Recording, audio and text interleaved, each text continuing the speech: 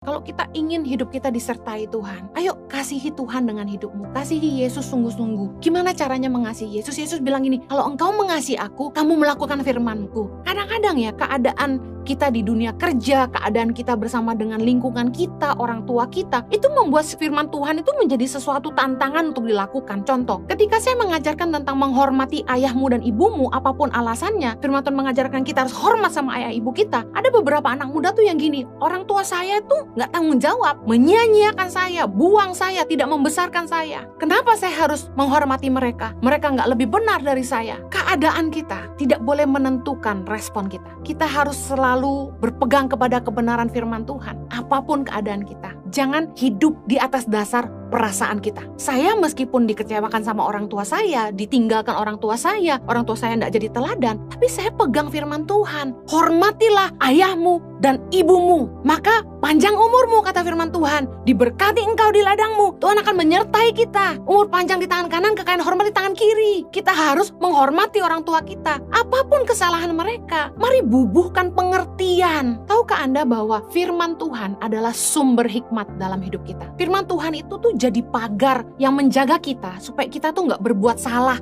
supaya kita tuh nggak ngambil keputusan yang salah dan nggak salah melangkah. Firman Tuhanlah yang mengajar kita bagaimana sih kita harus hidup, bagaimana sih kita harus memperlakukan sesama. Firman Tuhan tuh luar biasa gitu. Kalau kita baca firman Tuhan tuh akan mengajar kita banyak. Kalau Anda suka dengar motivator, Anda suka dengar seminar-seminar yang mengajarkan tentang hal-hal yang baik, Anda harus baca firman, karena semuanya ada di situ. Mazmur 119 ayat 9 berkata gini, dengan apakah seorang muda mempertahankan kelakuannya bersih? Dengan menjaganya sesuai dengan firman-Mu. Kalau kita pengen hidup kita benar, kelakuan kita benar, hidup kita baik, masa depan kita baik, firman Tuhanlah pegangannya. Lakukan kebenaran firman, maka akan datang pembelaan Tuhan. Yosua 1 ayat 8 mengajar kita begini, janganlah engkau lupa memperkatakan kitab Taurat ini, tetapi renungkanlah itu siang dan malam, supaya engkau bertindak hati-hati sesuai dengan segala yang tertulis di dalamnya, sebab dengan demikian perjalananmu akan berhasil dan engkau akan beruntung. Berapa banyak saudara yang rindu perjalananmu berhasil dan engkau akan beruntung? Katakan amin. Mari baca bagaimana itu bisa terjadi buat Anda. Pertama, perkatakan firman Tuhan. Yang kedua, renungkan firman Tuhan. Karena dengan berpedomankan firman Tuhan, kita akan bertindak hati-hati. Jadi kita harus memperkatakan, merenungkan, dan kemudian kita akan bertindak hati-hati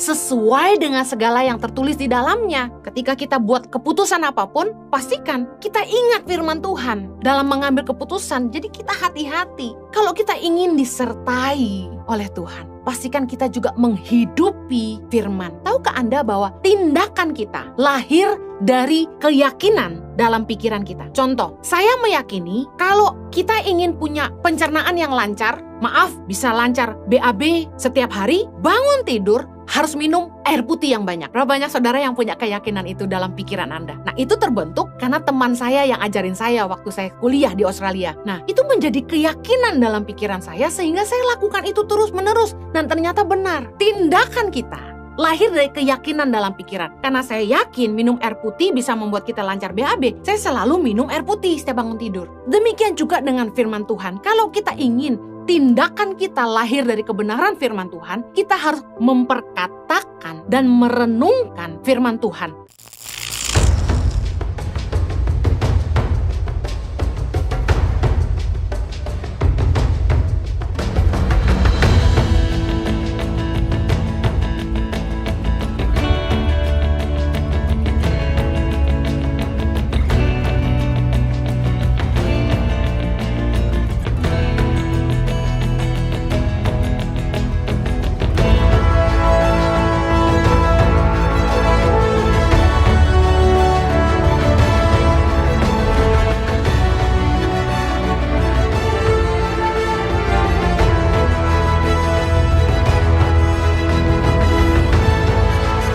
Cerita anak pedalaman dalam meraih mimpi dan mengejar cita-cita bersama Tangan Pengharapan.